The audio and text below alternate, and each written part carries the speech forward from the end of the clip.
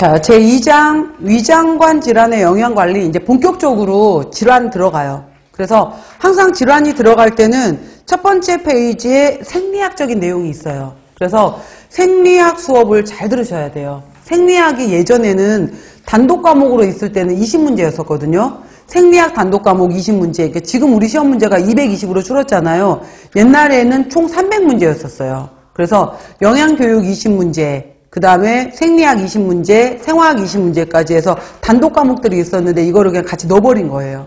그래서 시험 문제가 줄은 건데, 자, 생리학적인 내용도 제가 같이 간단하게 얘기하니까 생리학 수업 시간에 더 자세히 들으시고 보시면은, 자, 소화기계라는 것은 설명 잘 들으세요.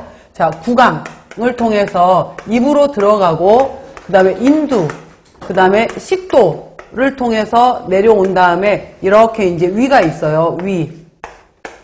위가 있게 되는 건데, 여기 내려오는 과정 중에 인두까지는 공통으로 들어오고 이렇게 해서 이제 앞쪽에 기도가 있어요. 그래서 여기 부분에서 공기는 기도로 내려가야 되고 음식물은 식도로 내려가야 되는 거예요. 그래서 우리가 밥 먹다가 컥 하고 사례가 들리는 것은 좋은 반응인 거예요. 그래서 바로 기도로 음식물이 들어가려고 하는 것을 내 몸이 알아서 차단시킨 거예요. 못 내려가게. 차단시킨 거기 때문에 공기는 기도로 내려가고 음식물은 식도로 내려가고, 그래서 여러분들은 저는 지금 열심히 혼자 말하고 있고 여러분들은 입 다물고 계시는 거잖아요. 입 이렇게 닫고 있는 상태에서 중간에 지금 기도 부분이 열려 있어서 호흡만 하고 있는 거고, 물을 마셔, 침을 삼켜, 그러면 그때는 이제 식도가 열리면서 내려가는 거예요. 그래서 조절을 해야 되는 거고요.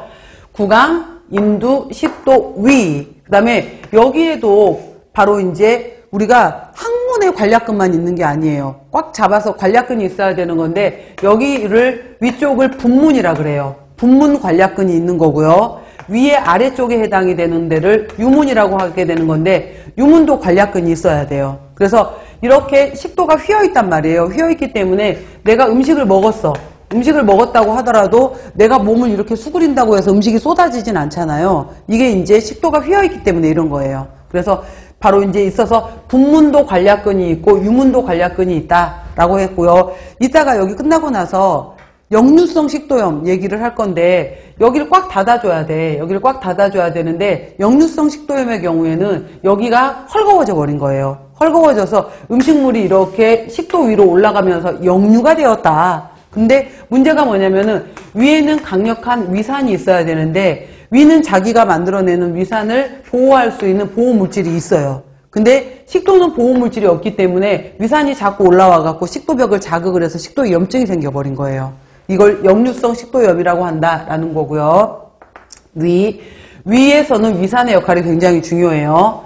그 다음에 이제 음식물을 짧게는 3시간, 내가 기름기 많은 음식을 먹었더니 아직도 배불러 라고 하게 되면은 6시간까지도 머물러 있다가 우리가 죽 상태로 이제 미즙, 카임 유미즙이라고 하는 죽 상태로 만들어서 이 정도면 섞은 것 같아, 나 내려보낸다. 그러면 이제 유문을 열어요. 유문을 열고 나서 저는 그냥 일자로 그릴 거예요. 원래 이제 길게 그렸을 때 꾸불꾸불꾸불 그려야 되는데, 맨 위쪽에 12지장, 중간에 공장, 맨 아래쪽에 회장, 이렇게 해서 주로 이제 음식물의 소화 흡수는 공장 회장에서 이루어지게 돼요. 12지장 공장 회장을 통해서 이제 우리가 이거를 12지장 공장 회장에 해당이 되는 것을 우리가 소장이다 라고 말하는 거고요. 소장에서 영양소의 소화 흡수가 이루어지게 돼요. 그 다음에 자, 소장에서 이제 오른쪽으로 돌 거예요. 회장에서 이렇게 돌아요. 그래서 지금부터 이제 대장으로 들어가는데, 대장에서 이 오른편으로 도는 데 있어서 이쪽에 이제 맹장이 있고, 맹장염,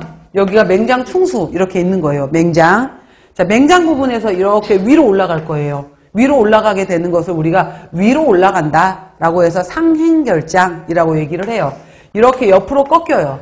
옆으로 꺾여서 옆으로 꺾였다 라고 해서 횡행결장, 아래로 내려간다, 하행결장, S자 모양이다, S상결장, 그 다음에 직장 항문을 통해서 변이 나오는 거예요. 그래서 이 모든 과정에 관련된 것들을 얘기를 할 거예요, 지금부터. 자, 볼게요, 이제.